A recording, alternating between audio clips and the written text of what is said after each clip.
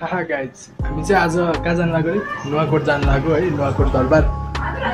अनि यहाँ मेरो मिसेस हुनुहुन्छ, यहाँ म छु। अनि हामी चाहिँ अहिले खाना खानु लाग्यो खाजा।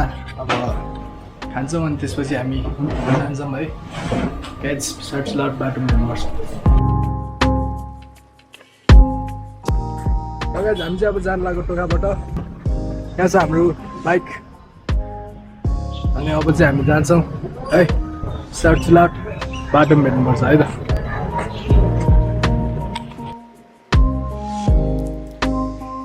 नयाँ बाइकमा दुईटा साथी नयाँ ठाउँ हिँड्यो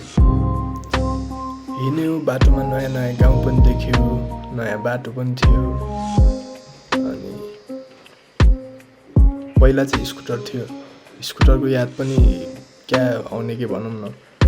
त्यो स्कुटरसँग नि 1-1.5 वर्ष जति नै सँगै थियौँ नि त। अनि अब अहिले बाइक छ, अब अहिले यो नै हो मेरो साथी।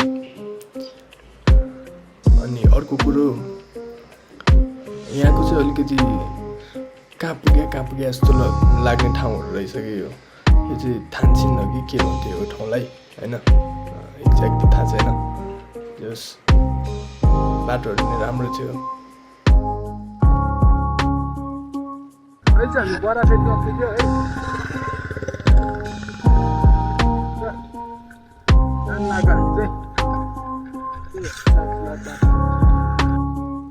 बराफेदीबाट चाहिँ एकैचोटि अब भिडियोहरू नबनाएर सिधै नुवाकोट दरबारमै पुगेर भिडियो बनाएको थियौँ है। यहाँ चाहिँ अब मैले चाहिँ के सोचेको थिएँ भने ठुलो होला दरबार, अलिकति भनौँ न कम्पाउन्ड पनि ठुलो होला भन्ने सोचेको थिएँ। तर सोचे जति ठुलो चाहिँ अलिकति लागेन मलाई। यस ठिकै छ, अब पुरानो दरबार हो नि त। पुरानो त घर पनि सानो सानो हुन्थ्यो, यो त धेरै ठुलो दरबार हो नि त। अनि यो मन्दिरको नाम चाहिँ भैरव भन्ने मन्दिर हो होइन। यस दामी रहेछ मन्दिर चाहिँ। पुजारीले हामीलाई भित्र पनि छिर्न दिएको, तर मैले भित्रको भिडियो चाहिँ खिचेन है। अनि आफ्नो गर्लफ्रेन्डसँग टक्क लगाएर नयाँ ठाउँमा घुम्नु पाउँदा रमाइलो पनि लाग्यो, गर्लफ्रेन्डलाई पनि लाग्यो होला। अब यो चाहिँ मैले मेरो पर्सपेक्टिभबाट भोइस ओभर गरिरहेको छु। अनि गर्लफ्रेन्डको पर्सपेक्टिभबाट नि भोइस ओभर गर्ला कुनै दिन होइन। अनि त्यही हो, लाइफ यसरी चल्ने रहेछ चिलमा। अनि चलिरहेछ, चल्नेछ।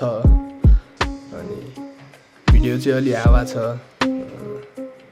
है, हेर्नेलाई कस्तो लाग्यो। मलाई चाहिँ ठिकै लाग्यो। मैले यहाँ भोइस ओभर गरिरहेको छु यत्तिकै होइन, ऱ्यान्डम फ्री स्टाइल भनौँ न। अनि अब नुवाकोट चाहिँ घुमेर सकियो, बिस्तारी नेपालको अरू ठाउँहरू पनि घुम्नुपर्छ है। घुम्छु विथ माई जीवन साथी होइन। अनि भिडियो चाहिँ अलि हावा नै भएको छ साँच्चै नै। यस म राम्रो बनाउने कोसिस चाहिँ गर्छु आउने दिनमा।